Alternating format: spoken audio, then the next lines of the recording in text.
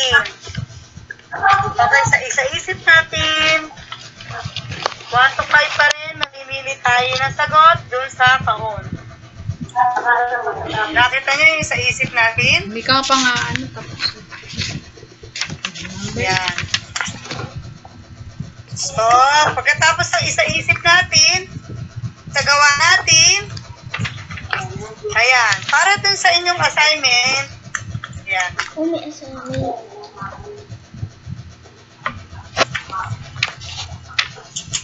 para makapag-ESP na tayo.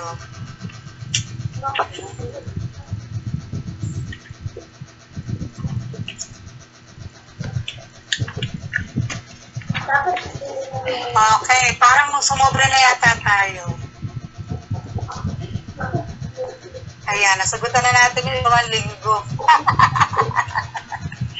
Okay, yung unang linggo pala natin sa AP, ano lang, sumobra na tayo. Okay, sa unang linggo, sa AP, hanggang doon lang tayo sa ano ha, mga bata. Hanggang doon lang tayo sa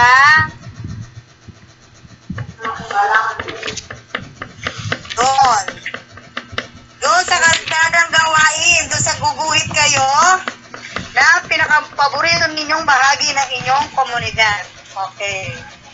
Hanggang doon lang tayo mga bata. Susunod na yung sa ano, sa second week yung ano, yung kinilalagyan ng bawat komunidad. Okay. Next! Hanggang doon lang tayo mga bata ha. Nasobrahan na pala tayo. Sobra na nga. Sabi ko sa'yo, sobra na eh. Okay, so, Ay, hindi na tago nyo na yung notebook number 3.